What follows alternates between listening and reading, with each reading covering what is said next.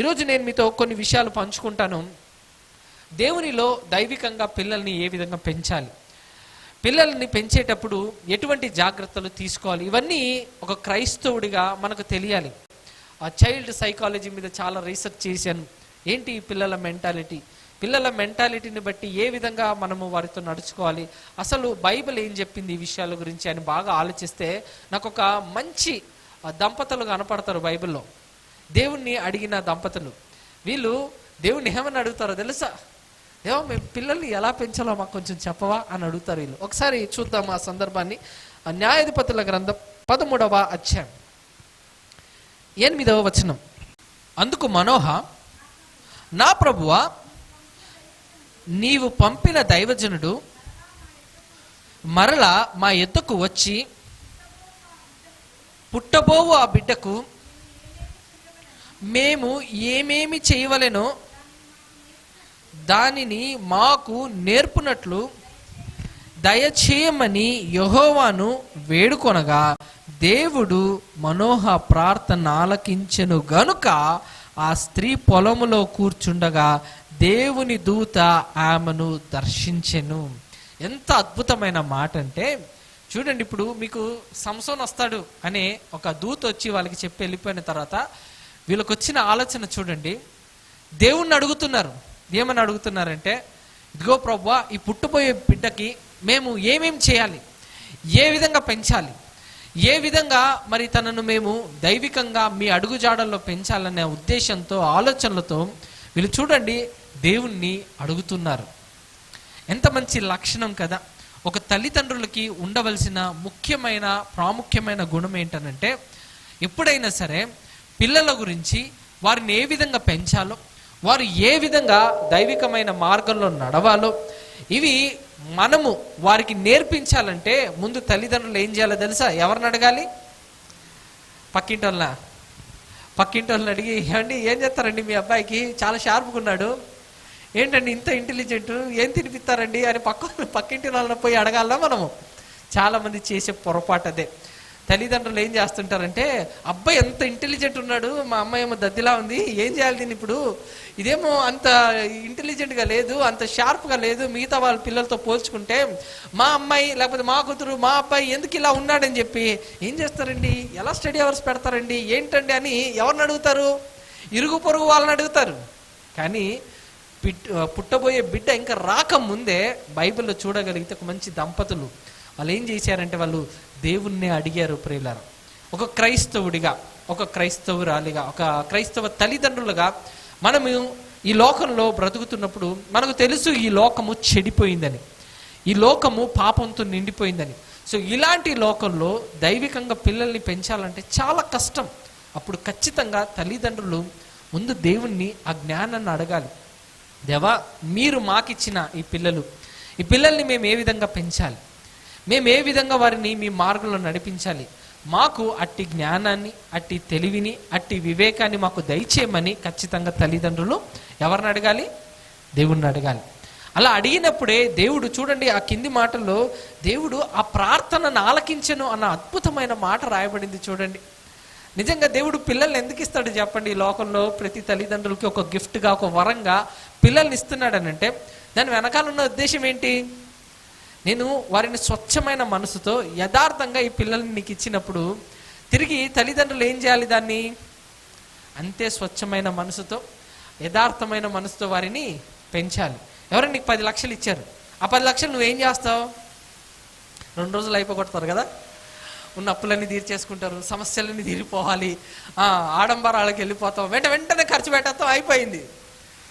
అలా అయిపోచేస్తే నీ ఫ్రెండ్స్ కానీ, నీ స్నేహితులు కానీ, నీ బంధువులు కానీ చూసినప్పుడు ఏమంటారో తెలుసా? రే, నీకు చేతిలో 10 లక్షలు పెడితే దాన్ని ఎలా యూటిలైజ్ చేయాలో నీకు తెలియలేదురా, 10 లక్షలు ఇస్తే దాన్ని 20 చేసుకోవాలరా, వెంటనే ఖర్చు పెట్టడం కాదు, ఆడంబరాలకి వెళ్ళడం కాదు, దాన్ని ఎలా మల్టిప్లై చేయాలో, ఎలా డెవలప్ చేయాలో తెలియాలని చెప్పి తిడతారు. అవునా కాదా? ఇప్పుడు దేవుడు అంతకంటే విలువైనది. యాక్చువల్లీ డబ్బుతో పోల్చకూడదు, దాన్ని ఉదాహరణకు చెప్పాను. దేవుడు అంతకంటే విలువైన గొప్ప బహుమానం పిల్లల్ని దేవుడు దయచేసినప్పుడు ఆ పిల్లల్ని ఎంత ప్రయోజనకరంగా తల్లిదండ్రులు తీర్చిదిద్దాలి ఒక్కసారి ఆలోచించండి. అయితే దీనికి ఖచ్చితంగా తల్లిదండ్రులుగా చేయవలసిన మొట్టమొదటి పని ఏంటనంటే ఆ తండ్రిని అడగాలి, దేవా మాకు ఆ జ్ఞానాన్ని దయచేయమని, మాకు ఆ వివేకాన్ని దయచేయమని. ఎప్పుడైతే తల్లిదండ్రులు దేవుణ్ణి అడుగుతారో, ముందు ఆయనకు రిక్వెస్ట్ పెడతారో, ఇదిగో ప్రభా మీరు ఇచ్చిన పిల్లలు, ఈ పిల్లల్ని సరైన మార్గంలో నడిపించాలనంటే వారికి బోధించే ఆ జ్ఞానం మాకు కావాలి, ఆ తెలివి మాకు కావాలి. అది మీరు మాకు అనుగ్రహించినప్పుడే మేము మా పిల్లల్ని సరిగ్గా దైవికంగా పెంచగలమని ఎప్పుడైతే తల్లిదండ్రులు దేవుణ్ణి అడుగుతారో అప్పుడే దేవుడు కూడా మరి అట్టి జ్ఞానాన్ని, అట్టి వివేకాన్ని దేవుడు కలిగిస్తాడు. లేకపోతే చాలా ప్రమాదము ప్రియులారా. పిల్లలు దారి తప్పిపోయే అవకాశాలే ఉన్నాయి. ఇంకా మనము జాగ్రత్తగా లేఖనాల్లో చూడగలిగితే యోబు గ్రంథము 1వ అధ్యాయం 5వ వచనం, వారి వారి విందు దినములు పూర్తి కాగా యోబు తన కుమారులు పాపము చేసి తమ హృదయములలో దేవుణ్ణి దూషించురేమో అని వారిని పిలువనంపించి వారిని పవిత్రపరిచి అరుణోదయమున లేచి వారిలో ఒక్కొక్కని నిమిత్తమై దహన బలి నర్పించుచు వచ్చెను. యోబు నిత్యము అలాగున చేయుచుండెను. ఇక్కడ ఒక మంచి పేరెంట్ మనకు కనపడుతున్నాడు. ఆయన ఎవరనంటే యోబు గారు. యోబు గారు ఏం చేస్తున్నారని బైబిల్లో రాయబడిందంటే, వారి పిల్లల నిమిత్తము ప్రతిరోజు ఎప్పుడంట అరుణోదయమునే అని ఒక మాట రాయబడింది చూడండి. అరుణోదయమే లేచి వారిలో ఒక్కొక్కని నిమిత్తమై దహన బలిని అర్పించుచు వచ్చెను. బాగా ఆలోచించండి. ఇక్కడ యోబు గారు చేస్తున్న పని ఏంటనంటే అరుణోదయమే లేచి, అంటే నాకు తెలిసి ఒక 4 గంటలు 5 గంటలు అయి ఉంటుంది నా ఆలోచన ప్రకారంగా. ఒక 3 కానీ 4 గంటలు కానీ అయి ఉండాలి అరుణోదయమే అని అంటే. ఇంకా సూర్యుడు ఇంకా ఉదయించక ముందే లేచి యోబు గారు ఏం చేస్తున్నాడంటే ఒక్కొక్కరి నిమిత్తము ఏం చేస్తున్నాడంట, బలులు అర్పిస్తున్నాడంట. ఒక్కొక్కరి నిమిత్తము అనే పదము అక్కడ రాయబడి ఉందా లేదా? నేను అంటున్నాను అన్నమాట, రాయబడింది. ఇప్పుడు యోబు గారికి ఎంతమంది పిల్లలు చెప్పండి? యోబు గారికి ఎంతమంది పిల్లలు? 7 కుమారులు 3 కుమార్తెలు, అంటే మొత్తం ఎంతమంది? 10 మంది. ఇప్పుడు ఒక్కొక్కరి కొరకు దహన బలి. మీరు ఒకసారి ఆలోచించండి. దేవునికి ప్రార్థన చేస్తున్నాడు, ఒక్కొక్కరి గురించి ప్రార్థన చేస్తున్నాడు, బలులు అర్పిస్తున్నాడు, ప్రార్థన చేస్తున్నాడు, బలులు అర్పిస్తున్నాడు, ప్రార్థన చేస్తున్నాడు, బలులు అర్పిస్తున్నాడు. బాగా ఆలోచించండి. ఇప్పుడు 10 మంది ఉన్నారు. ఈ 10 మంది పిల్లల కొరకు ఆయన ప్రత్యేకంగా ప్రతిరోజు ప్రార్థన చేస్తున్నాడు. ఇప్పుడు ఒక్కొక్కరికి 5 నిమిషాలు అనుకున్నా 10 మందికి ఎంతసేపు పడుతుంది? 10 మందికి 50 నిమిషాల 5 నిమిషాలు వేసుకుంటే ఒక్కొక్కరికి. పోనీ ఒకవేళ ఆలోచిస్తే దగ్గర ఒక గంట సమయము యోబు గారు దేవుని కోసం కేటాయిస్తున్నట్టుగా మనకు కనపడుతుంది చూడండి. ఒక గంట సేపు పిల్లలందరి కొరకు, నేను జస్ట్ క్యాజువల్గా చెప్తున్నాను, అప్రాక్సిమేట్లుగా ఒక్కొక్కరి కొరకు ఒక 5 నిమిషాలని మనము రఫ్గా వేసుకున్నా కూడా 50 నిమిషాలు ఆయన ఎంతసేపు చేసేవాడో మనకు తెలియదు. కానీ పిల్లల గురించి ప్రతిరోజు చేసాడంట. బైబిల్ ఉంది ఆ మాట. ఏం చేశాడు? ప్రతిరోజు ప్రార్థన చేసాడంట. ముఖ్యంగా తల్లిదండ్రులు తెలుసుకోవాల్సిన విషయం ఏంటంటే, మొట్టమొదటిది పిల్లల్ని ఎలా పెంచాలో దేవుణ్ణి అడగాలి, మొదటిది. రెండోది ఏంటి? వారి కొరకు ప్రతిరోజు ప్రార్థన చేయాలి. ఖచ్చితంగా ప్రతిరోజు పిల్లల కొరకు ప్రార్థన చేయాలి. ఈ అలవాటు తల్లిదండ్రులకు ఖచ్చితంగా ఉండాలి. ఒకసారి ఏం జరిగిందంటే, ఒక దైవ సేవకుడి దగ్గరికి 2 స్త్రీలు వచ్చారు. అందులో ఒకటి తల్లి, ఇంకొకటి కూతురు. వాళ్ళు వచ్చి ఏమంటున్నారంటే, అయ్యా ఇంక నుంచి మేము మీ చర్చికి రామయ్యా, ఇంక నుంచి మేము ఇక్కడికి రాము, నేను మా ఇంటికి వెళ్ళిపోతున్నాను, మా ఆయనతో నేను ఉండలేను అని అంటుంది. అందుకు ఆ దైవసేవకుడు ఏమన్నాడంటే, ఏమైందమ్మా, ఎందుకమ్మా సడన్గా ఇలాంటి నిర్ణయం తీసుకున్నావు, ఏంటి పరిస్థితి, ఏంటి విషయం అంటే, మా ఆయన తిడుతున్నాడు నన్ను. 2 వచ్చారు, తల్లి వచ్చింది, కూతురు వచ్చింది. వీళ్ళిద్దరు వచ్చి కంప్లైంట్, ఎవరి మీద? భర్త మీద కంప్లైంట్ ఏంటనంటే, మా ఆయన తిడుతున్నాడు, పొద్దున కూడా తిట్టేసి వచ్చాడు చర్చికి. చూడండి, మీ దగ్గర ఏమో వచ్చి మంచిగా చైర్లు పెట్టడం, అరేంజ్మెంట్స్ చేయడం, అన్నీ చూసుకోవడం అన్నీ చేస్తాడు, ఓ పెద్ద భక్తుపడిలాగా బాగా చూపించుకుంటాడు. కానీ ఇంట్లోనేమో నన్ను తిడతాడు, రోజు తిడుతుంటారు. ఇలా ఉంటే నా వల్ల కాదు, ఆయనతో నేను వేగలేను, ఆయనతో నేను ఉండలేను, కాబట్టి మేము ఇంటికి వెళ్ళిపోవాలని అనుకుంటున్నాను, ఇంక రాను చర్చికి అని అంటుంది అమ్మ. సో ఈయనకు ఇదేంటి, ఈ అబ్బాయి చూస్తే చాలా ఆత్మీయంగా అనిపిస్తాడు, వచ్చి చర్చికి వచ్చి ప్రార్థన చేసుకుంటాడు, బాగానే ఉంటాడు, చర్చి పనులు కూడా బాగా చూసుకుంటాడు, ఇంట్లో ఆడవాళ్ళని తిడుతున్నాడా, ఇంట్లో ఆడవాళ్ళ మీద తన పెత్తనం చూపిస్తున్నాడా అని, సరే అతన్ని పిలిపించండి అని అన్నాడు. సరే అని చెప్పి ఆ దైవ సేవకుడు అతన్ని పిలిపిస్తే అతను వచ్చాడు. తల్లిగారు ఇంకా గట్టిగా మాట్లాడేస్తుంది, వదలకండి అయ్యగారు, తిట్టండి, బాగా చెప్పండి, భార్యను బాగా చూసుకోమని. మాట్లాడితే నోరు లేస్తుంది, పెద్దగా తిడతాడు, కాబట్టి చెప్పండి మీరు అని దైవసేవకుడితో అంటుంటే, నేను మాట్లాడతానమ్మా, నేను మాట్లాడతానని చెప్పి ఆ దైవసేవకుడు అతన్ని పిలిపించాడంట. ఏంటి భార్యను తిడుతున్నావంట, బాగా రోజు తిడుతున్నావంట, ఏంటి విషయం అని అన్నాడు. పొద్దున కూడా తిట్టేసి వచ్చావంట కదా, ఏంటి విషయం అని అన్నాడు. అంటే నేను ఎందుకు తిట్టానో అడిగారయ్యా అని అన్నాడట. ఎందుకు తిట్టావు, కారణం మీరే అడగండి అని అన్నాడు ఇతను. ఏం లేకపోయినా ఊరికే తిడతారు అయ్యగారు అని అంటుందంట ఆయన. ఆమె కారణం లేకుండా తిడుతున్నారా, అసలు ఎందుకు గొడవ అవుతుంది మీకు, ఏంటి విషయము అని అంటే అతను చెప్పడం మొదలు పెట్టాడు. మీరు ఊరికి అడగండి అయ్యా, ఈరోజు ఎన్ని గంటలు లేచింది అని అని ఆ ప్రశ్న అడిగాడు. ఏమా ఎన్ని గంటలు లేచినానంటే, నేను పొద్దున్నే లేచి ప్రార్థన చేసి మళ్ళీ పడుకున్నా అయ్యగారు అని అంటుందంట. పొద్దున్నే లేచి ప్రార్థన చేసి ఏం చేసిందంట, పడుకునిందంట. భర్త అంటున్నాడు, అంత అబద్ధం అయ్యగారు, పొద్దున్న నేను 5కి లేస్తాను, మా భార్య నాకు 9:30కు నేను ఆఫీస్లో ఉండాలంటే 9 గంటలకు లేస్తుంది అని అంటున్నాడు. 9 గంటలకు లేస్తుంది, 8:30 మా పాపకు స్కూల్ బస్ వస్తుంది, తనను కనీసం స్నానం చేసి తనకు బ్రేక్ఫాస్ట్ కూడా పెట్టదు, నేను చేస్తానని అంటున్నాడు ఆ భర్త. నేను లేచి నేను రెడీ చేసి పాపకు స్నానం కూడా నేనే చేపిస్తున్నాను, నేను లేచి నేను ఇదైపోయి నేను రెడీ అయ్యి పోయే టైంకి లేస్తుందంట అమ్మగారు. లేతే ఈయన వెళ్ళి కాఫీ ఇచ్చి ఈయన పోతున్నాడంట పనికి. ఇంక రోజు ఇలా 9:30కు లేస్తే తిట్టకుండా నన్ను ఏం చేయమంటారు చెప్పండి అని అన్నాడు. అప్పటి వరకు దైవసేవకుడికి అర్థం కాలే. ఒక సైడే విన్నాడు కదా, ఒక సైడే వినేసరికి ఏమా నిన్ను తిడుతున్నాడా, నిన్ను మాటలు అంటున్నాడా, ఉండు తన సంగతి చెప్తా అని అనుకున్నాడు. కానీ పిలిపించి యువతలు కూడా వినేసరికి ఆయనకు మొత్తం సీన్ అర్థమైపోయింది. తర్వాత అంటున్నాడు, ఈమెన కూతురుని అనలా, ఆ తల్లిని తిట్టాడు, ఇదేనా నీ పెంపకం అని. అయ్యగారు అది కాదు అయ్యగారు, మా కూతుర్ని మేము బాగా పెంచాం అయ్యగారు అని అంటే, పొద్దున్న 9:30కు లేస్తుందంట. ఏం నేర్పించావు నువ్వు నీ కూతురికి? భక్తిలో ఉన్నానని చెప్పడం కాదు, భక్తిలో మేము నడుచుకుంటున్నామని చెప్పడం కాదు, మంచి ప్రార్థన జీవితాన్ని నేర్పించగలగాలి. పొద్దునే లేచి కుటుంబాన్ని చూసుకునే ఆ విలువలు తల్లిదండ్రులు ఖచ్చితంగా పిల్లలకి నేర్పించారు. ఆమెను ఏమనలేదంటే అయినా ఆ దైవ సేవకుడు ఆ తల్లిని తిడుతూ ఆమెతో మాట్లాడుతూ అన్నాడంట, ఇది కాదమ్మా పెంచే విధానం. ఇప్పుడు అల్లుడు తిడుతున్నాడంటే ఎందుకు తిడుతున్నాడు నువ్వు ఆలోచించావా? మీ అల్లుడిని తిట్టమని నువ్వు నా దగ్గరకు వచ్చావే, నీ కూతుర్ని తిట్టాలి, నీ కూతుర్ని సరి చేసుకోవాలన్న ఆలోచన నీకు రాలేదనంటే ఇంకేం మాట్లాడలేదంట. చాలామంది ఇలాగే ఉన్నారు. రాత్రి 2 అయినా 3 అయినా ఆ మొబైల్ ఫోన్స్ చూసుకుంటూ ఆ బిగ్ బాస్ షోలు చూసుకుంటూ నాకు ఇవే కంప్లైంట్స్. అన్నా మా భార్యని బిగ్ బాస్ వచ్చినప్పటి నుంచి రాత్రంతా కూర్చొని టీవీలలో చూస్తారంట, అది అయిపోయిన తర్వాత మరలా యూట్యూబ్లలో చూసుకుంటూ కూర్చుంటారంట, దాన్నే రీమేక్ చేసి చూడటం. 2 అయినా 3 అయినా చూసుకుంటూ కూర్చుంటారన్న, పొద్దున్న అస్సలు లేవరు. వీళ్ళు పాపం లేచి వీళ్ళు రెడీ అయిపోయి వీళ్ళు ఆఫీస్ పోయినా వాళ్ళు లేవరు. ఇలాంటి వాళ్ళు ఉంటే కుటుంబము పిల్లలు ఏ విధంగా దైవికంగా పెరుగుతారో మీరు ఆలోచించండి.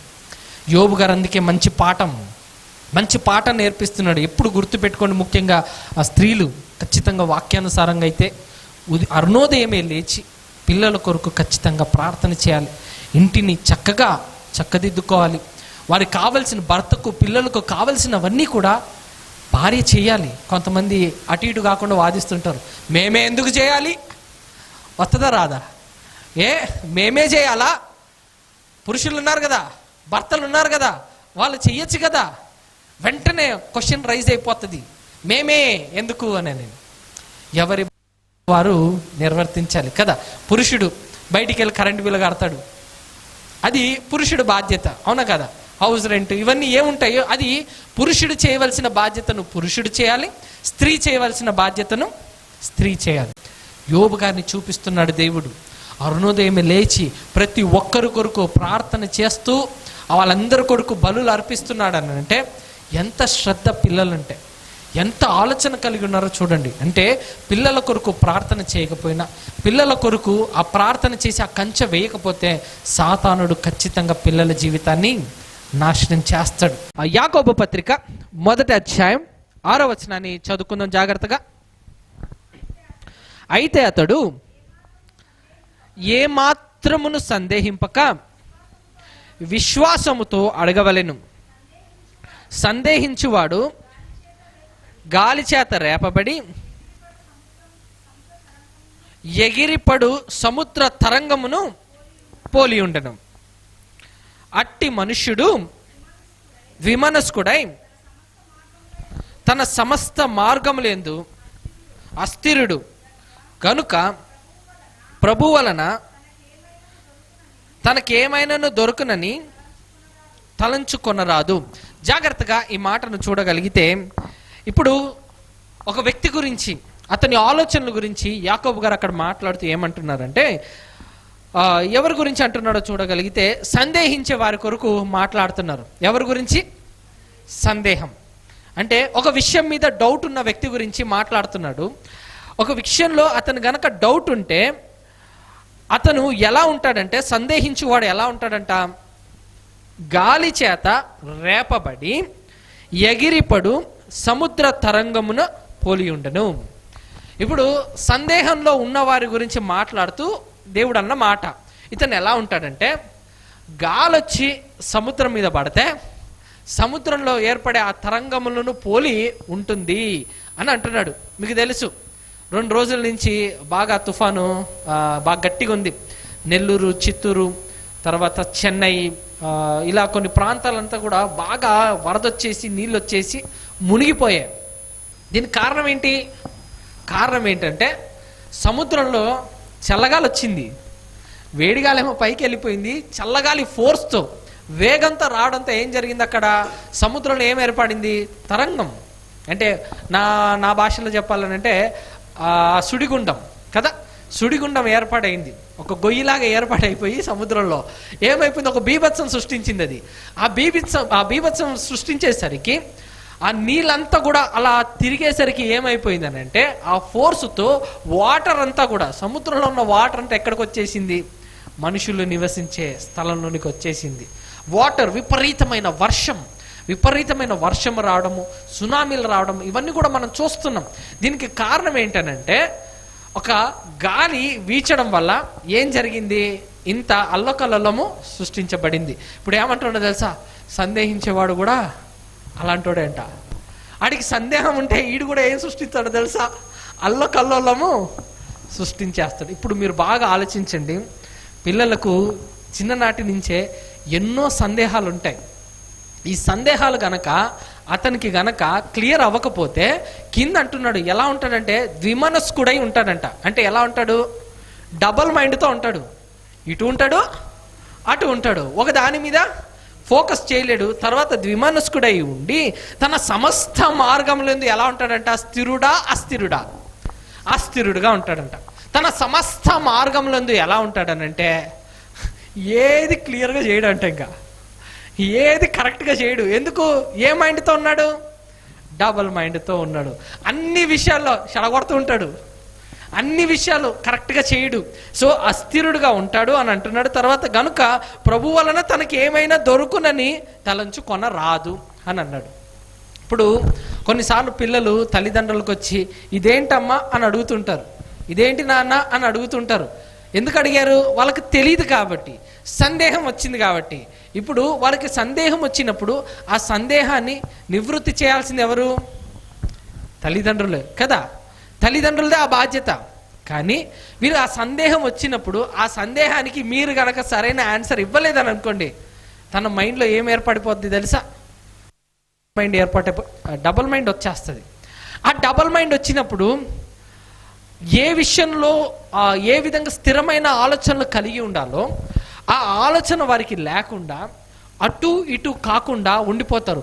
అటు ఇటు కాకుండా ఉండిపోతే సునామీని గుర్తు చేసుకోండి. ఎలాగైతే గాలి వచ్చి సముద్రాన్ని లేపి ఆ బీభత్సం సృష్టిస్తుందో అలా అటు ఇటు కాకుండా ఉన్నాడు ప్రతి చోట ఏం సృష్టిస్తాడు? అల్లకల్లోలమే. ఎందుకంటే సగం జ్ఞానం ఉంది, సగం సగం నాలెడ్జ్ ఉంది. ఈ సగం సగం జ్ఞానము, సగం సగం నాలెడ్జ్ ఉంటే పిల్లలు దైవికంగా దేవునిలో అస్సలు ఎదగలేరు. దేవుని కొరకు వాళ్ళు అస్సలు నిలబడలేరు. చిన్నప్పుడు నాకు కూడా చాలా సందేహాలు ఉండేవి. ఆ సందేహాలు ఉన్నప్పుడు అందరిని అడిగేటోడిని. ఒక సేవకుని దగ్గరికి వెళ్ళి ఒకటి ఏంటండి ముగ్గురు ఒక్కరు అని అంటున్నారు, ఇంతకు ముగ్గురు వేరువేరా ముగ్గురు ఒక్కరా? అప్పట్లో నాకు పెద్ద సందేహం కదా మరి నాకు ఇది. ఒకరేమో ముగ్గురు ఒక్కరేని అనేటోళ్ళు, ఇంకొకరేమో ముగ్గురు వేరు వేరు అనేటోళ్ళు. మధ్యలో ఇంకా నా స్థితి చూడాలా, నలిగిపోయామండి. ఏది రైటు ఏది రాంగో. ఇప్పుడు నా పరిస్థితి ఎట్టుందనంటే నేను దేన్ని నమ్మాలి, నేను ఏది రైట్ అని నేను ఆలోచించాలి. అప్పుడు ఇదేంటి బైబిల్ అయితే పట్టుకున్నాను, బైబిల్ ఉన్న విషయాలు అయితే చదువుతున్నాను, కానీ దేవుడు ఒక్కడా, త్రిబలాక్షని ఎత్తనాడా, లేకపోతే వీళ్ళు ముగ్గురు వేరువేరా, అర్థమయ్యేది కాదు.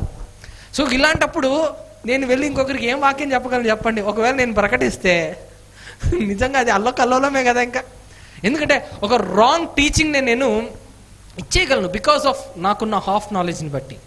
So half knowledge is always dangerous అని అంటారు. సో ఇప్పుడు పిల్లల పరిస్థితి కూడా అంతే. వాళ్ళు ఎప్పుడు కూడా ఒక విషయంలో ఏదైనా సందేహం వచ్చినప్పుడు తల్లిదండ్రులు బాధ్యత తీసుకొని వారికి ఉన్న ఆ సందేహాన్ని నివృత్తి చేయాలి. చేయకపోతే ఆ సందేహంతోనే పెరుగుతారు వాళ్ళు. ఆ సందేహంతో పెరిగినప్పుడు అరకొర జ్ఞానం వస్తుంది. అరకొర జ్ఞానం వచ్చిందని అనుకోండి, దేవుని విషయాలు ఏది కూడా స్ట్రైట్గా స్పష్టంగా వాళ్ళు చెప్పలేరు, మాట్లాడలేరు. నేను సండే స్కూల్ తీసుకునే రోజులో ఎలా ఉండేదంటే, పేరెంట్స్ పిల్లల్ని పట్టుకొచ్చి బాబు ఇదిగో మా వాడి బాధ్యత మీదే అని నాకు అప్పగించేవాళ్ళు. వాడికి మీరు బాగా బైబిల్ నేర్పించాలి, వాడు బాగా బైబిల్ తెలుసుకోవాలని నాకు వచ్చి అప్పగించి ఇదిగో నీ బాధ్యత అని అనేటోళ్ళు. నాకు వారంలో ఒక్కరోజు దొరుకుతారు నాకు. మరి పేరెంట్స్కి ఇప్పుడు ఎవరి బాధ్యత చెప్పండి? సండే స్కూల్ టీచర్ బాధ్యత ఎవరి బాధ్యత చెప్పండి? పేరెంట్స్దే కదా. వీళ్ళు ఏమనుకుంటారు తెలుసా, ఇది మా పని కాదు, ఎందుకంటే మాకే బైబిల్లో నాలెడ్జ్ లేదు, బైబిల్ మాకే పెద్దగా తెలియదు, కాబట్టి ఇది ఎవరు నేర్పించాలి? సండే స్కూల్ టీచర్లు, దైవ సేవకులు మీరు ఉన్నారు కదా, మీరు నేర్పించండి. వీళ్ళు నేర్పిస్తారు, కాదని కాదు, కానీ తల్లిదండ్రులు ఆ బాధ్యత తీసుకోవాలి. ప్రతిరోజు పిల్లలతో కూర్చోవాలి. పిల్లలకి ఎన్నో సందేహాలు ఉంటాయి, ఆ సందేహాలన్నీ కూడా నివృత్తి చేయాలి. అసలు ఎందుకు ఇలా జరిగింది, బైబిల్లో ఎందుకు ఈ విధంగా జరిగింది, ఎవరికి ఎప్పుడైతే దేవునికి అయిష్టంగా నడుచుకున్నప్పుడు దేవుడు ఎలా స్పందించాడు, ఏం చేశాడు, ఆదాం అవ్వల గురించి, కయ్యని ఏబెలు గురించి, అబ్రహాం గురించి, ఇసాకు గురించి, యాకోబు గురించి చెప్పాలి. తల్లిదండ్రులు ఏం ఎక్స్పెక్ట్ చేస్తున్నారంటే, మేము కాదు చెప్పేది, ఎవరు చెప్పాలి? సండే స్కూల్ టీచర్ కాబట్టి, బోధకులుగా మీరు ఉన్నారు కాబట్టి మీరు చెప్పండి, మీ విషయాలు మీరు చెప్పండి. స్కూల్లో చెప్పాల్సిన టీచర్స్ విషయాలు టీచర్లు చెప్తారు, స్కూల్లో చెప్తారు. మేమేం చెప్తాం? మేము ఇట్లాంటివన్నీ అసలు పట్టించుకోము, మాకు దీంతో సంబంధము లేదు. దేవుని వాక్యం చూడండి ఏం చెబుతుందో. వారికి గనక సందేహం ఉంటే నిజంగానే అరకొర జ్ఞానం అనేది వాళ్ళలో ఏర్పడుతుంది.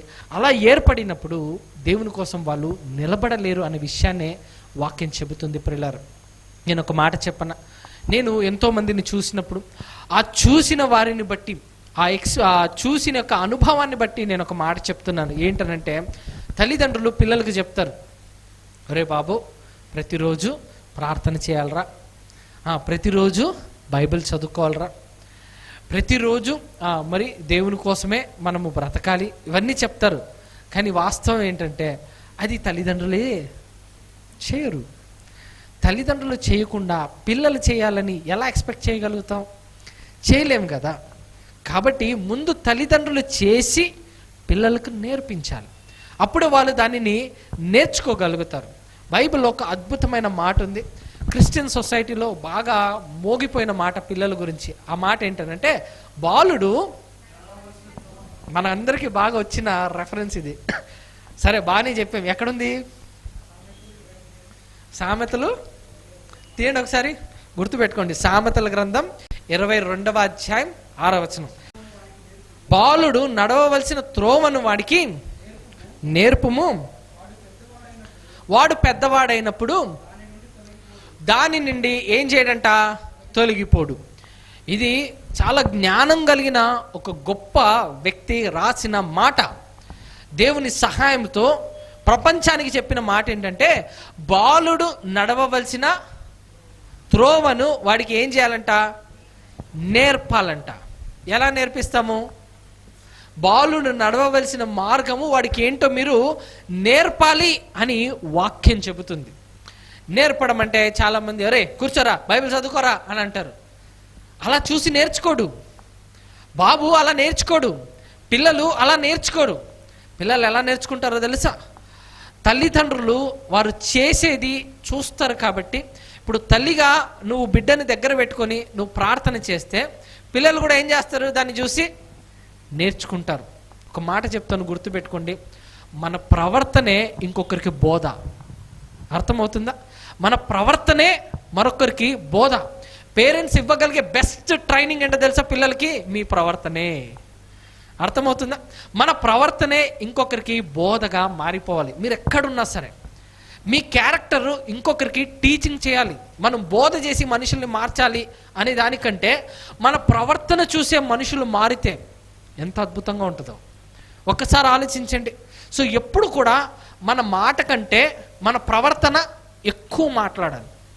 ఇది ఖచ్చితంగా పేరెంట్స్ కూడా తెలుసుకోవాలి. వారు పిల్లలు మనం ఏదైతే చేస్తామో దాన్నే చూసి పిల్లలు కూడా నేర్చుకుంటారు. సో ఇప్పుడు ప్రవర్తన విషయంలో మనం ఎలా ఉన్నామో మనం చూసుకోవాలి. కొద్దిసేపు కూర్చొని వాక్యం చదువుకొని ప్రార్థన చేసుకొని ఆ పిల్లలు కూడా మీరు నేర్పిస్తే వాళ్ళు ఏం చేస్తారు? వాళ్ళు కూడా ప్రార్థన చేసుకుంటారు, వాళ్ళు కూడా బైబిల్ చదువుకుంటారు. అలా కాకుండా అస్తమాను మిగతా వాటి మీద దృష్టి పెట్టి దేవుని వాక్యానికి చోటు ఇవ్వకుండా ఎప్పుడు కూడా బయట విషయాల మీద ఫోకస్ చేస్తే పిల్లలు కూడా అదే విషయంలోనే ఫోకస్డ్ కలిగి ఉంటారు. ఒకసారి ఒక కుటుంబంలో భర్త, భార్య, పిల్లలు కూర్చున్నారంట ప్రార్థనకి. కూర్చుంటే బైబిల్ రీడింగ్ అయిపోయింది, 2 పాటలు పాడారు, అయిపోయింది. తర్వాత మోకరించారు. భార్య అంటుందంట భర్తతో, ఏమండి 10 నిమిషాలు అయిపోయేయండి అని చెప్పి గోకుతూ చెప్తుందంట. ఏంటి మీరు అర్ధగంట చేస్తారు, అంత ఓపిక లేదు, కాబట్టి ఎంతసేపట్లో అయిపోయేయాలి? 10 నిమిషాల్లో అయిపోయేయండి అని. ఆ భర్త వచ్చి ఒక దైవ సేవకుడితో చెప్పుకుంటున్నాడు, ఇదండి మా భార్య పరిస్థితి, 10 నిమిషాలు అయిపోయేయమంటదండి, నాకేమో ఎక్కువసేపు ప్రార్థన చేయాలండి, ఇప్పుడు నేను ఏం చేయాలండి? 10 నిమిషాలు చేసి ముగించాలా లేకపోతే అరగంట చేయాలా నేను అని అడుగుతున్నాడు. మీరు ఆలోచించండి బాగా. ప్రాబ్లం ఏంటి? ఇప్పుడు ఆ దైవ సేవకుడు అడిగాడంట, ఎందుకు 10 నిమిషాల్లోనే ముగించమంటది? ఏమి ఇంట్రెస్ట్ లేకనా లేకపోతే ఏంటంటే, లేదండి కరెక్ట్గా 8:30 అయిపోతే సీరియల్ వచ్చేస్తుంది కదండి, టీవీ ముందు కూర్చోాలి కదండి, కాబట్టి ఇంకా టైం చూసుకొని చెప్తుంటుందండి. ఒకసారి 10 నిమిషాలు అంటదండి, ఒక్కొక్కసారి అయితే మరీ లేట్ అయిపోతుంది అనుకోండి 5 నిమిషాలు ముగించామని అంటదండి. ఒకవేళ నేను కనుక ముగించకపోతే ఇంకా సీరియస్గా చూస్తూ ఉంటుందండి నా వైపు. సో ఇదండి మా పరిస్థితి. ఇప్పుడు నేను ఏం చేయాలండి? 5 నిమిషాలకు నేను చేయాలా, 10 నిమిషాలు నేను చేయాలా, 30 నిమిషాలు నేను చేయాలా, ఎడ చేయాలండి అని అంటున్నాడు. ఇక్కడ ప్రాబ్లం ఏంటో తెలుసా? ఎంతసేపు ప్రార్థన చేయాలనేది కాదు. ఇక్కడ తను సరిగ్గా ప్రాబ్లంని చూడట్లే. ప్రాబ్లం ఎక్కడుందో తెలుసా? తన భార్యలో. ఏంటనంటే తొందరగా ముగించమని అంటున్నాడు. సో తొందరగా ముగించమని ఆ భార్య చెబుతుందనంటే ఇక్కడ ఆ భర్త ఆ ప్రాబ్లంని తేల్చుకోవాల్సింది ఎవరితో తెలుసా? ఆ భార్యతోనే. ఆ భార్యతో కూర్చొని ఆ భార్యకు తను ఎక్స్ప్లెయిన్ చేసుకోవాలి. ప్రార్థన అన్నప్పుడు, సరే నేను ప్రార్థన చేస్తుంటాను, నువ్వు ఏం చేస్తుంటావు ప్రార్థనలో? దేని గురించి అయినా ఆలోచిస్తుంటావా? సీరియల్ టైం స్టార్ట్ అయిపోతుంది, ఇంకా అయిపోలేదని వాటి గురించి ఆలోచిస్తున్నావా? అది కాదు కదా ప్రార్థన అంటే, అది కాదు కదా మనం చేయాల్సిన భక్తి. కాబట్టి ప్రార్థన మనం అలా చేసేదొద్దు. నువ్వు ఆ సీరియల్ అంటే ముందు చూసేయి, అంతా అయిపోయిన తర్వాత కూర్చుందాం, ప్రశాంతంగా దేవుని సన్నిధిలో ప్రార్థన చేద్దాం. నేను చేస్తున్న ప్రార్థనకు నువ్వు కూడా ఏకభవించు, నువ్వు కూడా నేనేం ప్రార్థన చేస్తున్నానో విను. ఆ ప్రార్థన బట్టి ఇద్దరు కలిసి ఏక మనసుతో మనం ప్రార్థన చేస్తే మనకున్న సమస్యలు కానీ మనకున్న ఇబ్బందులు కానీ అన్నీ కూడా ఆ దేవుడు తీరుస్తాడు. ఇవి కాకుండా మనం ఎలా నడవాలో, ఏ విధంగా జీవించాలో ఆ దేవుడు మనకు బోధిస్తాడు. కాబట్టి ఇద్దరు ఏక మనసుతో ప్రార్థన చేద్దాం. ఇది కదా మాట్లాడుకోవాలి. ఇప్పుడు మీరు ఇలా ఆలోచించండి ఒకసారి. ఇప్పుడు భర్త ఏమో అరగంట ప్రార్థన చేయాలనంటే, భార్య ఏమో 10 నిమిషాలు అయిపోచేయండి అనంటే, వీళ్ళిద్దరిని చూస్తున్న పిల్లలు ఇలా పరిస్థితి ఏంటి? ఎవరిని ఫాలో అవుతారు? ఎవరిని ఎగ్జాంపుల్గా తీసుకుంటారు? సగం నాన్న దగ్గర నుంచి, సగం అమ్మ దగ్గర నుంచి. అస్థిరులే కదా. ఇంకా ఆలోచించండి. ఇలాంటి మైండ్ సెట్ ఉన్నప్పుడు, ఇటువంటి యొక్క వాతావరణంలో పిల్లలు పెరుగుతుంటే ఏం నేర్చుకుంటారు? ఇప్పుడు కొంతమంది ఉంటారు మమ్మీకి సపోర్ట్ చేసేవాళ్ళు, కొంతమంది డాడీకి సపోర్ట్ చేసేవాళ్ళు. ఇప్పుడు సీరియల్ టైం అయిపోతుందని అంటే ఆ మమ్మీకి సపోర్ట్ చేసేవాళ్ళు ఉంటే నాన్న తొందరగా కానీ అని అంటారు. ఒకవేళ డాడీకి సపోర్ట్ చేసేవాళ్ళు ఉంటే ఏం ఆగు ఒక 5 నిమిషాలు అయితే ఏమవుతుంది అని అంటారు. సో పిల్లల పెంపకము కూడా మన ప్రవర్తనే బోధ చేయాలి.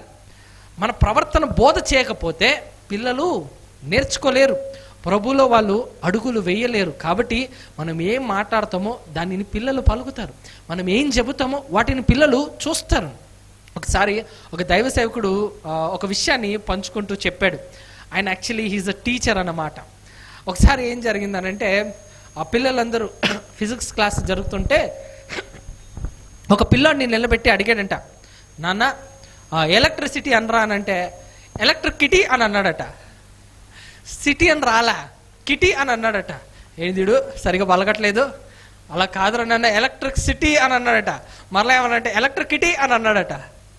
సరే వీడికేంటి పదం రావట్లేదా ఏంటి అసలు అని ఆ పేరెంట్స్ దగ్గరికి వెళ్ళి ఈయన మాట్లాడుతూ టీచర్ అన్నాడంట, ఏమండి మీ బాబుకి సరిగా పలకడం రావట్లేదండి, ఎలక్ట్రిసిటీ అనట్లేదండి, ఎలక్ట్రిక్ కిటీ అంటున్నాడండి అని అంటే, అందులో ముందు తల్లిగారు మాట్లాడుతూ అన్నదంట, మా వాడికి అంత కెపాసిటీ లేదండి అని అన్నదట. ఏమన్నది? కెపాసిటీ లేదండి అని అన్నదట. ఈయనకేం అర్థం కాల. కాసేపు ఇదేంటండి, క్షమించాలి, ఇదేంటండి మీరు కూడా ఇలా అంటున్నారు, కెపాసిటీ అంటున్నారు, కాదండి కెపాసిటీ కదండి అని అన్నాడట. సో అయితే ఆమె ఆ మాట అంటుంటే ఈయన ఈ మాట అనేసరికి భర్త లేచి అన్నాడంట, ఏంటండి దీనికి ఇంత పబ్లిసిటీ చేస్తున్నారు అని అన్నాడట. పబ్లిసిటీ చేస్తున్నాడు ఏంటండి అని అన్నాడంట. ఆయన మొత్తం సీన్ అర్థమైపోయింది. ఓహో ఈ ఫ్యామిలీకి సి అనేది సరిగా రావట్లేదు, సికి కా అని కీ అని పలుకుతున్నారు అని అప్పుడు అర్థం చేసుకున్నాడట. సో ఒకసారి ఒక దైవ సేవకుడు నాతో పంచుకుంటూ ఈ విషయాన్ని చెప్పాడు. ఆ ఫ్యామిలీ అంతా సి పలుకరు కా పలుకుతారు, వాళ్ళు ఏంటంటే దీనికి పబ్లిసిటీ చేస్తున్నారు అని అన్నాడంటే. అలా అనేసరికి నాకు అర్థమైంది, ఓహో నేను ముందు నత్యామని అనుకున్నాను, తర్వాత అర్థమైంది అసలు విషయము, వీళ్ళకి పదము రావట్లేదు పలకడానికని. అంటే దీన్ని బట్టి మనకు అర్థమైంది ఏంటంటే తల్లిదండ్రులకి ఉన్న కొన్నిసార్లు వాళ్ళ దగ్గర నుంచి చూసి వాళ్ళు ఏ పదం అయితే పలుకుతారో అదే పదాన్ని పిల్లలు కూడా నేర్చుకునే అవకాశాలు ఎక్కువ ఉన్నాయి. అలాంటప్పుడు తల్లిదండ్రులుగా మనము ఆశీర్వాద వచనాలే పలకాలి. ఇంట్లో బూతులు కానీ, ఇంట్లో గనక అసభ్యకరమైన మాటలు కానీ, పదజాలాలు కానీ వాడితే ఖచ్చితంగా పిల్లలు కూడా ఆ పదాలు నేర్చుకుంటారు.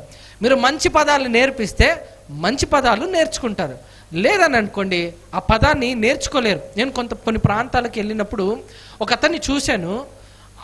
అతను ఏం మాట్లాడుతున్నాడు తెలుసా, మాటకో ముందు మాటకో తర్వాత ఒక పదం యాడ్ చేస్తున్నాడు. ఏంటంటే దొంగ సచ్చినోడు అని అంటున్నాడు.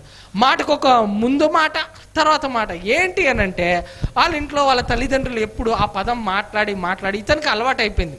అంటే ఒక మాటలో చెప్పాలంటే ఊత పదం. అర్థమైందా? ఏంటది? ఊత పదం. మనలో చాలా మందికి కొన్ని ఊత పదాలు ఉంటాయి. ఆ ఊత పదం ఎక్కడి నుంచి వచ్చిందంటారు? మనం ఎవరి దగ్గర బాగా విన్నాం దాన్ని. అది వినడం బట్టి ఏమైందంటే ఆ ఊత పదం అనేది ఎక్కువగా వచ్చేస్తుంటుంది. సో గుర్తుపెట్టుకోండి, ఎప్పుడు కూడా మన ప్రవర్తన, మన క్యారెక్టర్ మన పిల్లలకు మంచి భవిష్యత్తుని ఇవ్వగలుగుతుంది. సో పిల్లలు మంచి మార్గంలో నడవాలంటే ముందుగా మన క్యారెక్టరే బోధ చేయాలి.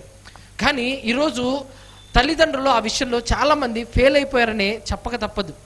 ఒకసారి ఒక ప్రాంతానికి నేను ఒక మీటింగ్కి వెళ్ళినప్పుడు ఆ మీటింగ్లో ఏం జరిగిందనంటే చాలామంది వచ్చారు, ప్రార్థన చేసాము, వెళ్ళిపోయి పక్కన కూర్చుంటే ఒక చిన్న బాబు ఇలా నడవలేక నడిచి కింద పడిపోయాడు.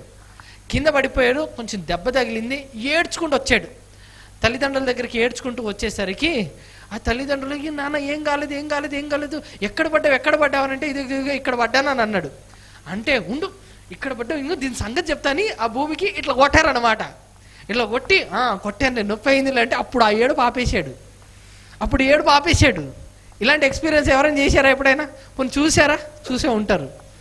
ఇప్పుడు మీరు బాగా ఆలోచించండి, ఆ పసి మనసుకు ఏమి తెలీదు.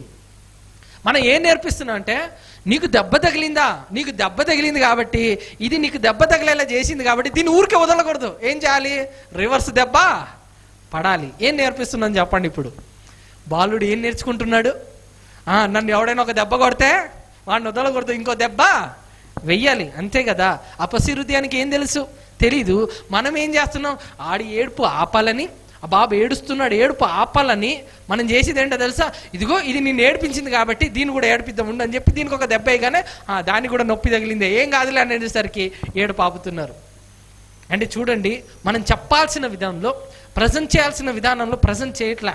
పిల్లలకు ఆ వయసులో నుంచే ఇటువంటి బోధ నేర్పిస్తే, మన ప్రవర్తన ఈ విధంగా ఉంటే పెద్దయ్యాక ఏం చేస్తాడో తెలుసా? రాడ్డు పట్టుకుంటాడు, నన్ను కొట్టినాడిని నేను కొడతానని అంటాడు, అంతే కదా. ఆ క్యారెక్టర్ ఎక్కడ డెవలప్ అవుతుందంటే, ఎక్కడో కొన్ని చిన్న చిన్న పొరపాట్లు, మనకు తెలియకుండా జరిగే పొరపాటులే పెద్దయ్యాక వాటికి కారణం అవుతుంది. ఒకసారి ఒక తల్లి ఏం చేసిందంటే, పెద్దోడు చిన్న బాబుని ఏదో అన్నాడట. ఏదో అనేసరికి ఏడుస్తుంటే ఆ తల్లి ఏం చేసిందని అంటే, అరే నాన్న, నేను ఇప్పుడు నిన్ను కొట్టినట్టు యాక్ట్ చేస్తాను, నువ్వు ఏడువు, అప్పుడు వాడు పాపుతాడంటే సరే అమ్మా అని అన్నాడట. ఆ బాబు మీద చేయి పెట్టి ఈమె గట్టిగా ఆమె చేయికే కొట్టేసరికి కొట్టేసరికి ఇతను ఏడవడం, అలా ఏడవగానే ఈ బాబు ఏడుపు ఆపేయడం. ఏం నేర్పిస్తున్నారు అంటే, నిన్ను కొట్టాడు కాబట్టి, నిన్ను తిట్టాడు కాబట్టి, ఇదిగో నేను మీ అన్నని ఏం చేస్తున్నాను, నేను కొడుతున్నాను, ఇదిగో ఇప్పుడు అతను ఏడుస్తున్నాడు కాబట్టి నువ్వేం చేయి, ఇప్పుడు ఏడుపు ఆపేయి. ఇలాంటివి మనం నేర్పించినప్పుడు ఖచ్చితంగా ఆ బాలురులు పసితనంలో నుంచి ఏం నేర్చుకుంటారంటే, తెలియకుండానే వారి మనసులో నాటబడేది ఏంటనంటే, మనల్ని ఎవరైనా ఇబ్బంది పెడితే, మనల్ని ఎవరైనా బాధ పెడితే తిరిగి రివర్స్ వాడు ఒకటిస్తే మనం 2 ఇవ్వాలి. అవే నేర్చుకుంటారు. అది ఎంత ప్రమాదం ఒకసారి ఆలోచించండి, ఎంత ప్రమాదం ఒకసారి ఆలోచించండి. ఒకసారి ఇక్కడ సదాశివ నగర్ సిగ్నల్లో ఒక విషయం జరిగింది. ఆ విషయం ఏంటంటే, సిగ్నల్ క్రాస్ చేస్తూ ఒక వ్యక్తి వచ్చేసాడు. ఆపోజిట్ ఒక బైక్ వచ్చింది, యువతల నుంచి ఒక బైక్ వచ్చింది, పోయి ఢీ కొట్టుకున్నారు. ఇద్దరు కింద పడిపోయారు. ఒకడికేమో వచ్చి కాళ్ళ దగ్గర తగిలేసరికి కొంచెం కాలు బోన్ ఫ్రాక్చర్ అయ్యింది. హాస్పిటల్లో జాయిన్ చేస్తే అక్కడ జరిగిన సందర్భం ఏంటంటే, తల్లిదండ్రులు వచ్చారు. తల్లి వచ్చి తిడుతుంది, ఏరా చూసుకొని నడపొచ్చు కదా, చూసుకొని నువ్వు డ్రైవ్ చేయొచ్చు కదా, ఎందుకురా అలా వెళ్ళావు, సిగ్నల్ పడి ఉంటే సిగ్నల్ క్రాస్ చేసుకొని మరీ వెళ్ళావు అని అంటే, అవునమ్మా సిగ్నల్ క్రాస్ చేయాలని నేను చేయగలనే అనుకున్నా నేను, కానీ చేయలేకపోయాను అని ఆ బాబు అంటుంటే, ఆ భర్త, ఆ తండ్రి ఎవరైతే ఉన్నాడో ఆ తండ్రి వచ్చి అన్నాడంట, ఒరే సిగ్నల్ జంపింగ్ అనేది అదొక తెలివిరాది, దానికి నాకు ఉండాలి, అది ఎలా పడితే అలా చేయడం కాదు, అది చేసేటప్పుడు చాలా తెలివిగా ఇటు అటు చూసుకొని పోవాలరా అని అన్నాడట. అలా పోతే అప్పుడు ఆమె అంటుందంట, ఈరోజు సిగ్నల్ జంపింగ్ చేసాడంటే దానికి కారణం నువ్వు ఎప్పుడు డ్రైవ్ చేసినా ఏం చేస్తావు, నువ్వు సిగ్నల్ ఉన్నా కూడా ఆపకుండా వెళ్తావు, నిన్ను చూసే నేర్చుకున్నాడు అని అంటుంది ఆ తల్లి. నిన్ను చూసే నేర్చుకున్నాడు అంటే చూడండి, పిల్లలు తల్లిదండ్రుల దగ్గర నుంచి ప్రతిదీ గమనిస్తారు. ఇప్పుడు నాన్న సిగ్నల్ వచ్చింది, ఆగలేదు, ఇటు అటు చూసుకున్నాడు, ఈయనకు ఆ తెలివి ఉండొచ్చేమో, ఏమి లేవని ఇతను వెళ్ళిపోయాడు. కానీ చూస్తున్న కుమారుడికి అది తెలియదు కదా, అంత తెలివి ఉండదు కదా. సో మనము చేసే చిన్న చిన్న మిస్టేక్లో కూడా, చిన్న చిన్న పొరపాట్లో కూడా ఏం జరుగుతుందంటే, మనల్ని చూసి ఇతరులు నేర్చుకుంటున్నారు. మనల్ని చూసి ఇతరులు ఖచ్చితంగా నేర్చుకుంటారు. కొన్నిసార్లు తల్లిదండ్రులు ఇంటికి ఎవరైనా అప్పులో వచ్చారనుకోండి, తండ్రి లోపల దాక్కొని పిల్లలతో చెప్తాడు, నేను లేనని పోయి చెప్పాను.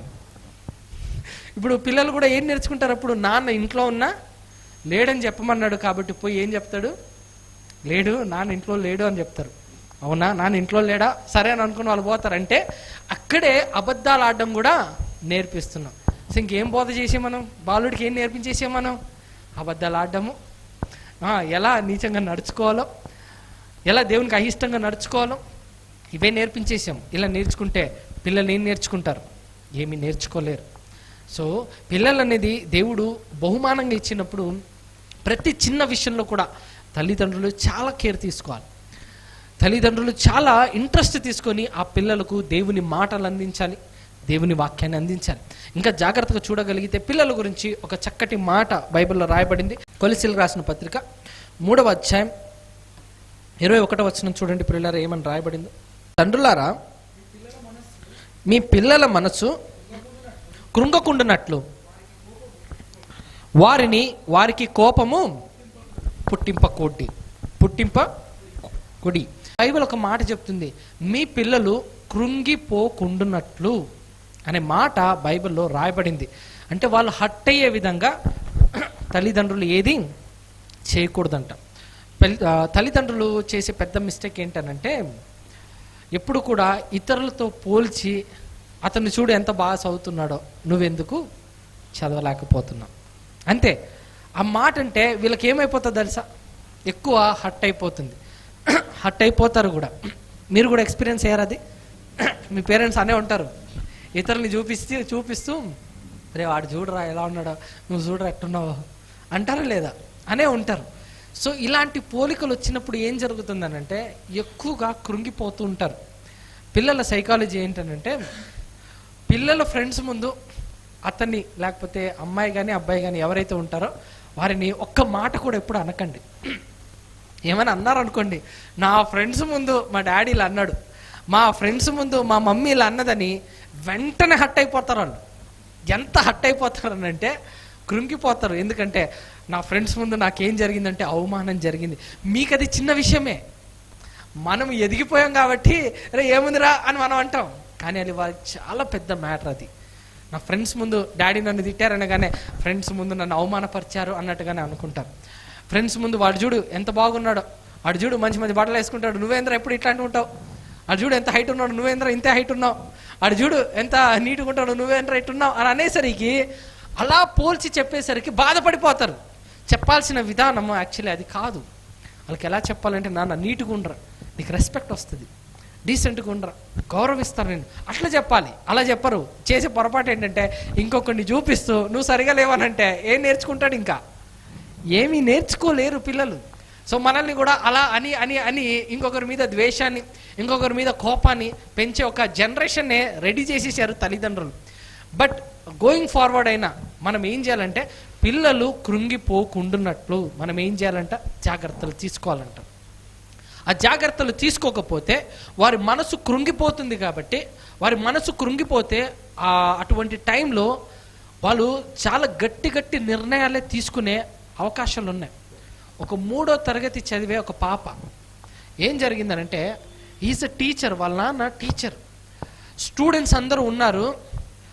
ఈ 3వ తరగతి చదివే పాప ఫెయిల్ అయిపోయింది. మిగతా స్టూడెంట్స్ మంచి మార్క్స్ తీసుకొచ్చారు. సో రిజల్ట్ చూసిన నాన్న భయంకరంగా ఆ పాపను అందరి ముందు తిట్టేశాడు. ఏమన్నానంటే, చూడు ఎందుకు పనికిరావు నువ్వు దేనికి పనికిరావు నువ్వు, మిగతా స్టూడెంట్స్ చూడు వాళ్ళు నాకు స్టూడెంట్స్ అంటే నువ్వు కాదు, నువ్వు నా కూతురే కాదు, అసలు ఎట్టా పుట్టావు నువ్వు నా కడుపున, నువ్వు అసలు ఎట్లా నువ్వు ఫెయిల్ అయ్యావు, నా కడుపున పుట్టి నేను ఒక ర్యాంక్ స్టూడెంట్ని, నువ్వేమో ఫెయిల్ అయి కూర్చున్నావు, నువ్వు అసలు నాకే పుట్టావా అనే టైప్లో ఆ పాపతో మాట్లాడేసి కోపంగా ఆవేశంగా తిట్టేస్తే ఆ మాటలన్నీ విన్న ఆ పాప 3వ తరగతి, మీరు ఆలోచించండి ఏ మాత్రం జ్ఞానం ఉంటుంది, ఏ మాత్రం ఆలోచన ఉంటుందని. ఆ విన్న ఆ పాప ఏం చేసిందని అంటే మనసు కృంగిపోయింది, గదికి వెళ్ళి ఏడ్చింది, బాగా ఏడ్చేసింది. ఏమనుకునింది, ఇంకా ఈ జీవితమే వద్దు అనే రేంజ్లో ఆమె డిసైడ్ చేసుకుని ఏం చేసుకుంది తెలుసా, కిచెన్కి పోయిందంట. కత్తి దొరికితే కత్తి తీసుకొని, మరి ఏ సినిమాలో చూసి ఏం నేర్చుకున్నారో కానీ కోసేసుకుంటే రక్తం బయటకు వచ్చేసింది, కింద పడిపోయింది. అమ్మా అమ్మా అని గట్టిగా ఏడుస్తుంటే ఏమైందని చూస్తే కోసేసుకునింది చెయ్యి. ఏమ్మా ఏంటి ఇలా చేసేవని చెప్పి హడావిడిగా పాపను హాస్పిటల్కి తీసుకెళ్తున్నారు. హాస్పిటల్కి తీసుకెళ్లారు. హాస్పిటల్లో ఐసీయూలో జాయిన్ చేశారు. సీరియస్ బ్లడ్ ఎక్కువగా పోయింది, అందులో కొంచెం గట్టిగా నొక్కి కోసుకునిందంట, నరం కట్ అయిపోయేసరికి సారీ అండి మేమేం చేయలేకపోయామని చెప్పారు. ఆ పాప చనిపోయింది. పోలీసులు వచ్చారు, ఇంట్రోగేట్ చేసి ఏంటి విషయం, ఏం జరిగింది అని అంటే, అసలు చిన్నపిల్ల ఇంత బలంగా కోసుకోవడం ఏంటి, వాళ్ళకి అంత స్ట్రెంగ్త్ ఉంటుందా, వాళ్ళు ఇటువంటి ఒక పనులు చేయగలరా అని వాళ్ళు రీసెర్చ్ చేసి చెప్పింది ఏంటంటే, మనసుకు తగిలిన గాయము చాలా పెద్దది. చైల్డ్ సైకాలజీ వాళ్ళు చెప్తున్నారు, ఒక మాట దెబ్బేసినా పిల్లలు తట్టుకుంటారేమో కానీ వాళ్ళకు మనసుకు పడే గాయం ఉంటుంది చూసారా, అది చాలా బలంగా గట్టిగా అది తాకుతుంది అది. సో ఎప్పుడైతే నాన్న కొన్ని మాటలు అనకూడని మాటలు ఆ పాప మీద అనేసరికి, అసలు నువ్వు నాకే పుట్టావా ఇలా అనేసరికి ఆ మాటలు ఆ పాప తీసుకోలేకపోయింది. పాపకి ఏమనిపించిందంటే, నాకు ఈ జీవితమే వద్దు, నాకు ఈ లైఫ్ వద్దు, అసలు నేను ఫెయిల్ అయిపోయాను, నేను నిజంగా ఎందుకు పనికిరాను, నాకు వద్దు ఈ లైఫ్ అని అనుకొని ఆ పాప చాలా బలంగా నిర్ణయం తీసుకునింది. కాబట్టి అంత బలంగా కోసుకోగలిగింది అనే విషయాన్ని ఆ డాక్టర్స్, ఆ సైకాలజీ చదివిన ఒక మేడము అక్కడ ఆ పాప మీద రీసెర్చ్ చేసి ఆమె చెప్పిన విషయం. సో ఇది జరగడానికి కారణం ఏంటంటే ఆ తండ్రి ఆ పాపకు కోపం పుట్టించి ఆమెను అనకూడని మాటలు అని కృంగిపోయేటట్టు చేశాడు. మనసు విరిగిపోతే ఎంత పెద్ద నిర్ణయం తీసుకున్నారో చూడండి. ఇదంతా కూడా మనకు ఎన్నో చోట్ల ఇవన్నీ జరుగుతున్నాయి, మన దాకా రాలేదంతే. కానీ మనము ఇలాంటి వార్తలు విన్నప్పుడు, చూసినప్పుడే మనం కనీసం అలర్ట్ అవ్వాలి. మన ప్రవర్తన ఏం నేర్పిస్తుంది పిల్లలకి? వాళ్ళు ఓకే ఒక తప్పు చేసినా కూడా ఆ తప్పుని చెప్పే విధానము కూడా తల్లిదండ్రులు నేర్చుకోగలగాలి. ఆ తప్పుని సరిచేసే విధానం కూడా తల్లిదండ్రులకి తెలిసి ఉండాలి. అది తెలియకపోవడం బట్టి ఆ బిడ్డ తన జీవితమే పాడు చేసుకునింది. ఈరోజు ఎంతోమంది పిల్లలు, ఎంతోమంది తల్లిదండ్రులు మా పిల్లోడండి సరిగా లేడండి, మా పిల్లోడండి మా మాట వినడండి, ఇలాంటి మాటలన్నీ చెప్తుంటారు. ఎందుకు మీ మాట వినట్లేదు తెలుసా? మీరు ఎక్కడో సరిగ్గా మీ బోధ కానీ మీ ప్రవర్తన కానీ సరిగా లేదన్న విషయాన్ని అక్కడ తెలుపుతున్నారు. ఇంకా జాగ్రత్తగా చూడగలిగితే ఎఫెసీ పత్రిక 6:4 కూడా చూసుకుందాం. ప్రియులారా, తండ్రులారా మీ పిల్లలకు కోపము రేపక ప్రభు యొక్క శిక్షణలోను బోధనలోను వారిని పెంచుడి. ఎలా పెంచాలని అంటున్నాడంటే, ఇదిగో వారిని కోపం రేపకండి, కానీ ఏం నేర్పించాలంటే ప్రభు యొక్క శిక్షణలోను ప్రభు యొక్క బోధనలోను వారిని పెంచండి అని వాక్యం చెబుతుంది. ఈరోజు కొంతమంది తల్లిదండ్రులు చూసా, మా వాడండి జస్ట్ 1.5 year అండి, కానీ ఎలక్ట్రానిక్ గ్యాడ్జెట్స్ ఎలా వాడేస్తారో తెలుసండి, మాకు కూడా తెలియదండి బాబు, అంత బాగా వాడేస్తుంటారండి ఫోన్లు కానీ ఎలక్ట్రానిక్ గ్యాడ్జెట్స్ కానీ అని అంటుంటారు. అసలు 1.5 year ఇంత బాగా ఎలక్ట్రానిక్ గ్యాడ్జెట్స్ వాడుతున్నాడని ఆ విషయంలో సంబరపడుతున్నారే. దేవుని వాక్యం నేర్పించామా? దేవుని వాక్యం నేర్చుకున్నాడా? ఇందులో ఎంత స్పెషలిస్ట్గా తయారవుతాడో మా వాడు, ఇవి ఆలోచించట్లా. చూడండి, ఒక ఫోన్ బాగా వాడేస్తే ఈ జనరేషన్ అందుకుంటాడండి మా వాడు అని గర్వంగా చెప్పుకుంటాడు. కానీ దేవుని వాక్యాన్ని అందుకుంటాడా లేదా? ఇది ఆలోచించండి. ప్రభు శిక్షణలోను ప్రభు బోధనలోను ఏం చేయాలంట? పెంచాలి అని వాక్యం సెలవిస్తుంది ప్రియులారా. అయితే ఆ పెంచాలంటే ఖచ్చితంగా నంబర్ 1 ఏముండాలంటే దేవుని సహాయం ఉండాలి. నంబర్ 2 ఏంటంటే ప్రతిరోజు వారి కొరకు తల్లిదండ్రులు ప్రార్థన చేయాలి. నంబర్ 3 ఏంటంటే వాళ్ళకి సందేహం కలిగినప్పుడు నివృత్తి చేయగలగాలి. నంబర్ 4 ఏంటంటే వారికి కృంగిపోయేటట్టుగా చేయకుండా వారిని చూసుకోవాలి. నంబర్ 5 ఏంటంటే వారికి ప్రభు బోధనలోను శిక్షణలోను పెంచగలిగే వారై ఉండాలి. కాబట్టి తల్లిదండ్రులు ప్రతి ఒక్కరు కూడా ఈ 5 విషయాలు మీరు గుర్తుపెట్టుకోండి. ప్రభు బోధలో వారిని పెంచడానికి ప్రయత్నించండి. దేవునిలో వారిని ఇంకా ఎదుగుటకు మీరందరూ కూడా వారి కొరకు ప్రార్థన చేస్తూ వారిని నిలబెట్టుకునే ప్రయత్నం ఎల్లప్పుడూ ప్రతి తల్లిదండ్రులు చేసుకోవాలి. ఇంకా యంగ్స్టర్స్ అందరికీ నేను చెప్పే మాట ఒకటే, మీ ప్రవర్తనే ఒక బోధగా మారిపోవాలి. గుర్తుపెట్టుకోండి, పౌలు గారిని జ్ఞాపకం చేసుకోండి. సంఘానికి ఆయన చెప్పిన మాట ఏంటో తెలుసా? నేను క్రీస్తును పోలి నడుచుకున్నట్టు మీరు కూడా నన్ను పోలి నడుచుకోండి అని అంటాడు.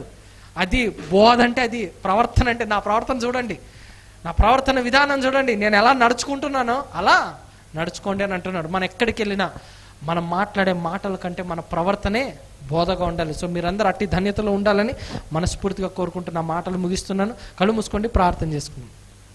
పరిశుద్ధుడైన మా కన్న తండ్రి, దయగల దేవ, ఇంతవరకు నాయన మీరు మాతో ఉండి మాట్లాడినందుకే మీకు హృదయపూర్వకంగా కృతజ్ఞతలు తెలియపరచుకుంటున్నాం. దేవా, మీ వాక్కును మాకు వినిపించారు. తల్లిదండ్రులు పిల్లల్ని ఏ విధంగా పెంచాలో, ఏ విధంగా దైవికమైన మార్గంలో నడిపించాలో మీరు బోధించినందుకు, మాకు తెలియపరిచినందుకే మీకు హృదయపూర్వకంగా కృతజ్ఞతలు తెలియపరచుకుంటున్నాం. తండ్రి, మీ మాటల ప్రకారంగా మరి ఇక్కడున్న ఆ యవ్వనస్తులు కానివ్వండి, తల్లిదండ్రులుగా మరి బాధ్యతను స్వీకరించిన వారిని కానివ్వండి, మీరు జ్ఞాపకం చేసుకోండి. వారి పిల్లలను మీ యొక్క మార్గంలో పెంచుటకు, మీ మార్గంలో వారిని నడిపించుటకు మీరు కృప చూపించండి, ఆశీర్వదించండి. అదేవిధంగా యవ్వనస్తులను ఆయన మరి ఒకవేళ మీ చిత్తం ప్రకారం వారు ఒకవేళ భవిష్యత్తులో పిల్లల్ని వాళ్ళు మరి దైవికమైన మార్గంలో పెంచుటకు వారికి ఒక అవకాశం అంటూ ఉంటే, ఒక టీచర్గా కానీ, ఒక సండే స్కూల్ టీచర్గా కానీ, లేకపోతే నేను ఇంకా మీ సేవా పరిచయలో వాళ్ళు ముందుకెళ్తున్నా తండ్రి, వాళ్ళకి కావాల్సిన జ్ఞానాన్ని, తెలివిని దయచేయండి. చిల్డ్రన్ మినిస్ట్రీని కూడా మీరు ఆశీర్వదించండి. నేను మీ చిత్తమైతే తండ్రి మరి మా సంఘానికి కూడా ఒక సండే స్కూల్ మినిస్ట్రీ జరుగుటకు మీరు కృప చూపించండి, ఆశీర్వదించండి. మీ దీవెనలు ఎల్లప్పుడూ ఈ సంఘం మీద ఉంచి నాయన మీ పిల్లలందరూ కూడా మీ మార్గంలో నడువుటకు మీరు సహాయం దయచేసి ఆశీర్వదించి నడిపించాలని యేసు పరిశుద్ధ నామం పేరట వేడుకొంచు ప్రార్థిస్తున్నాము తండ్రి, ఆమేన్.